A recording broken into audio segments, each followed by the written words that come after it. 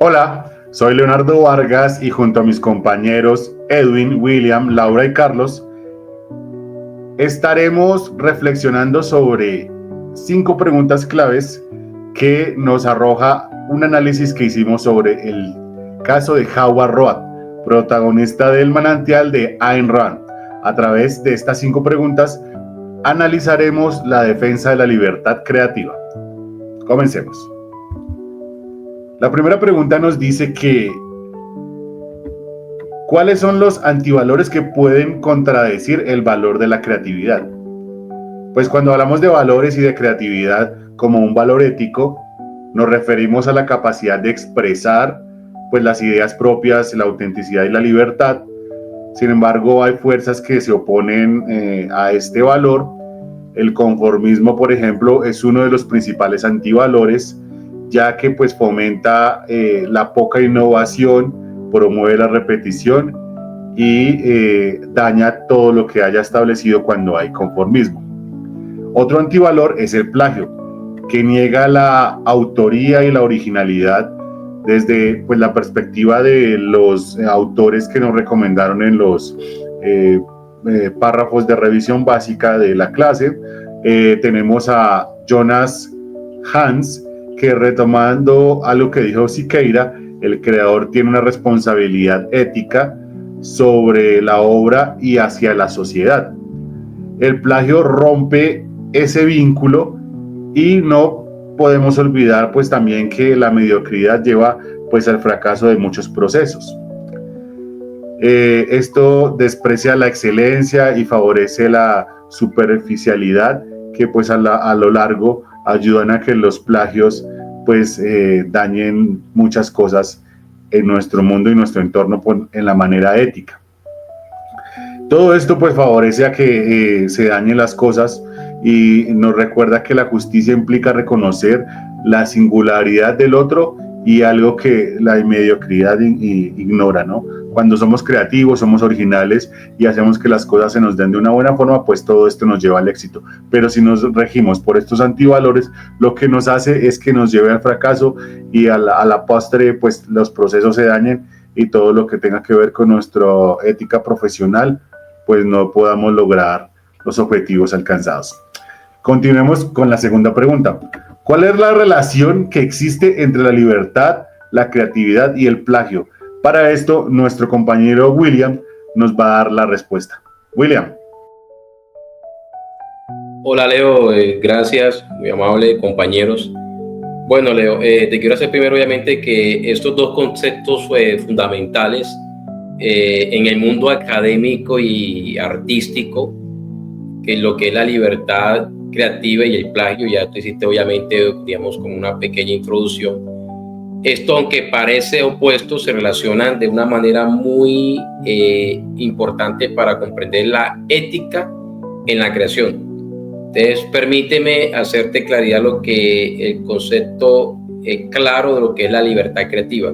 Y esta no es más que la capacidad que tiene cada persona para pensar, diseñar, crear y expresar sus propias ideas propias de cada quien.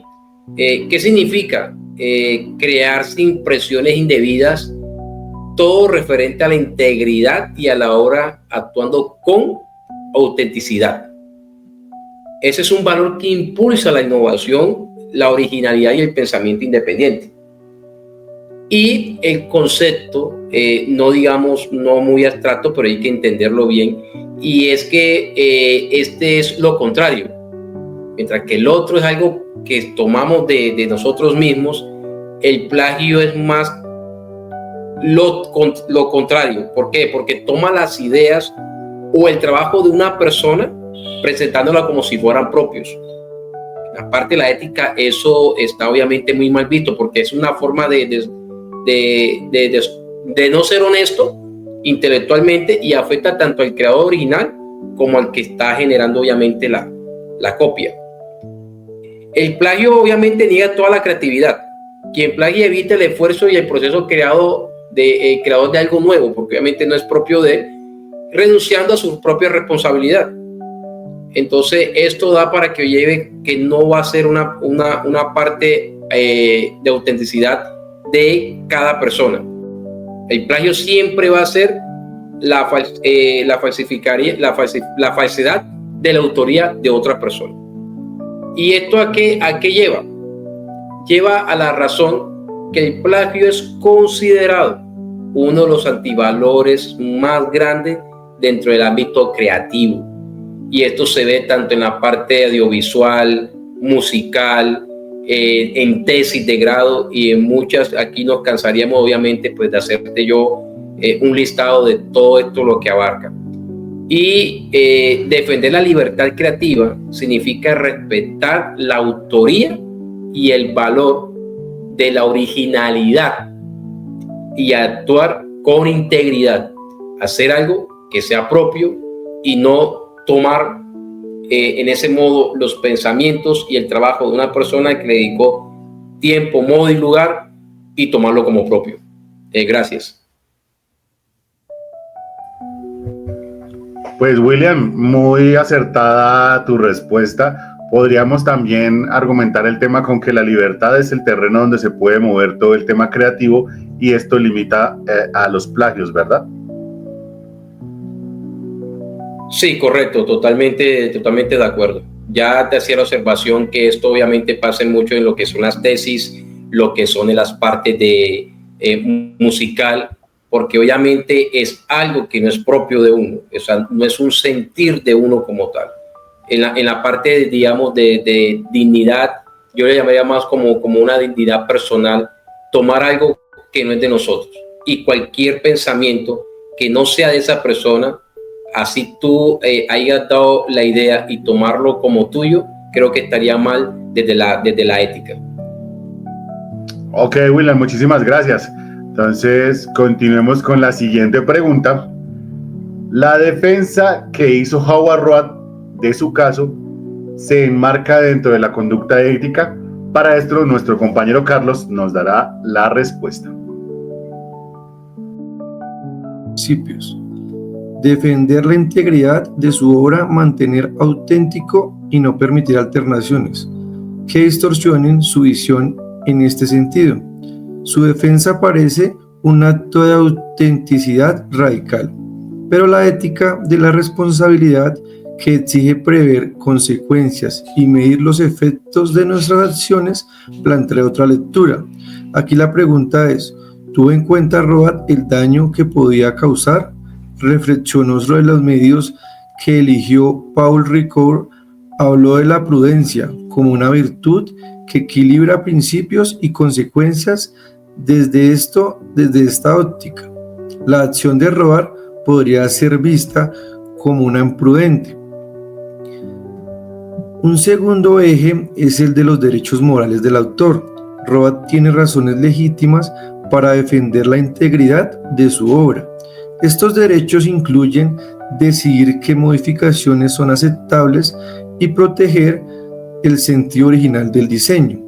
Desde este punto de vista, su reacción surge de un principio ético válido: el consentimiento del autor para las modificaciones.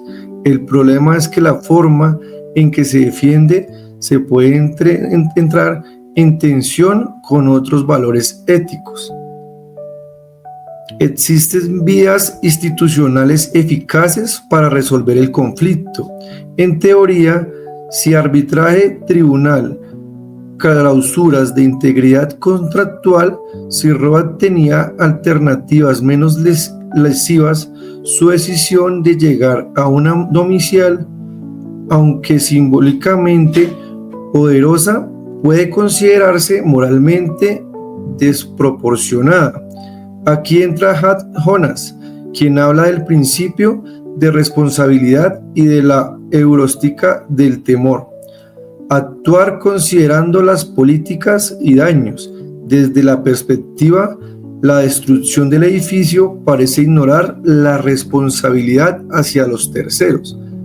Además, hay implicaciones hacia terceros, propiedad privada, seguridad privada e incluso el interés general. Aunque Roark se centró en la integridad de su obra, sus acciones exceden el ámbito personal y afectan la comunidad. esto complica la justificación ética.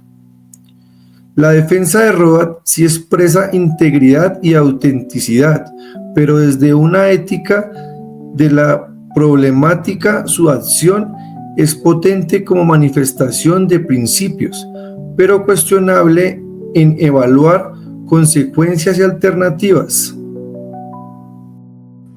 Muchísimas gracias, Carlos, por esa respuesta tan centrada y también dada sobre esta tercera pregunta.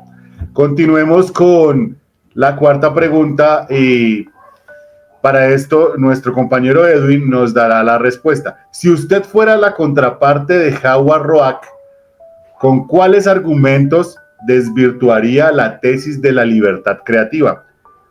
Edwin. Leonardo, ¿cómo está? ¿Cómo le ha ido? Bueno, claro que sí, Leonardo. Se podría desvirtuar la tesis de la libertad creativa argumentando que la libertad creativa de Roark es egoísta y no considera el bienestar o las necesidades de la sociedad en general, o que la arquitectura, al ser una disciplina que impacta a la comunidad, debe estar sujeta a normas y convenciones sociales para garantizar la seguridad y la funcionalidad pública. La arquitectura es un arte público y técnico. La libertad creativa no es absoluta. Rigen el interés general, la seguridad, la normatividad, la propiedad y los acuerdos contractuales. La integridad del autor se armoniza, no se impone destructivamente, ¿correcto? Para complementar todo lo anterior, Leonardo, también podemos tener en cuenta los siguientes argumentos. La arquitectura no es solo una expresión individual, sino también un servicio público que requiere un compromiso con las necesidades y expectativas de la comunidad. Se desarrolla dentro de un contexto social, cultural y económico, determinando lo que implica que existen limitaciones y condicionamientos que influyen en la producción artística. También el ignorar las normas y convenciones establecidas puede llevar el caos y la falta de cohesión en el entorno construido. No es solo una cuestión de inspiración, sino que también se requiere técnica y habilidad. La formación y entrenamiento artístico son fundamentales para desarrollar la creatividad y producir obras de calidad. También la creatividad es un concepto subjetivo y puede variar de persona a persona. Lo que una persona considera creativo, otra puede no considerarlo así. Esto hace que sea difícil definir y medir la creatividad de manera objetiva. La originalidad no debe primar sobre la funcionalidad, la seguridad y el bien común. Para terminar, Leonardo, en resumen, aunque la libertad creativa es importante, no es ilimitada y se ve influenciada por factores como el mercado, la sociedad y la técnica. Los artistas tienen una responsabilidad hacia la sociedad y deben considerar el impacto de su obra en la comunidad. ¿Correcto, Leonardo?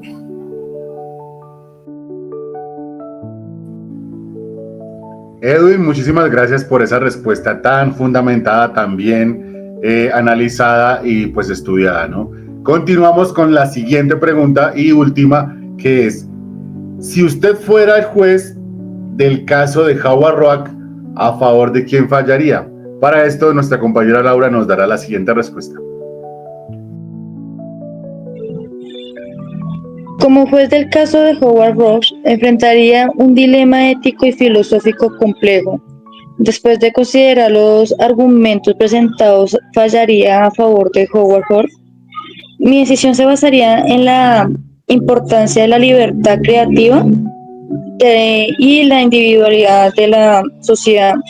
La negatividad de Roark a comprometerse a sus principios y valores es un ejemplo de la lucha por la integridad y la autoridad en un mundo que valora la conformidad.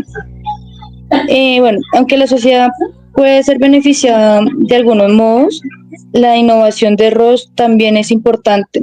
Reconocer sus derechos y sus fundamentales, que no deben ser ocasionados, y la decisión de Roark de, según su visión y su pasión, a pasar de las consecuencias, es un testimonio de su compromiso con su arte y su integridad.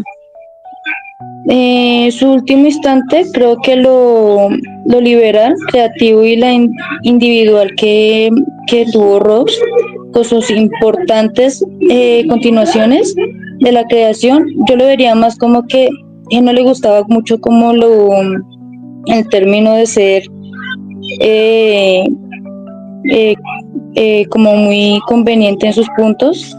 Sí luchó porque es por lo justo y los valores éticos y la aprobación de la sociedad. Por lo tanto, fallaría a favor de Howard por reconocimiento de su derecho y a crear su expresión de acuerdo con sus propias convicciones. En ese caso, hacer el juez la decisión más motivadora y destante de poderación al limitar un fallo argumentando con metodologías de poderencia y de remedio. Existían de derechos morales, también lo que es la integridad y los valores efectivos que pueden modificar no conceptivos. Adecuación y necesidad de la medida de Rock, identificando lo medio de lo grave que podía haber sido ser un plagio, que fue algo que él sintió y fue lo que él llevó a cabo al juicio, y proporcionó un sentido estrictivo que se balancea entre el daño y la beneficiación para la comunidad. También podemos ver la responsabilidad por los daños y si ha violado mucho los derechos del tercero y la reparación proporcional. Medidas estructurales de un lineamiento preventivo que se puede dar como una cláusula integral y también como los técnicos arbitrajes. También se puede mirar también los posibles fallos motivadores que se pueden ver a favor de Ross, que se puede reconocer como dije en un momento la violación de la integridad del autor. También se da lo que es la responsabilidad compartida, la reparación simbólica y de los años y los nombres del autor.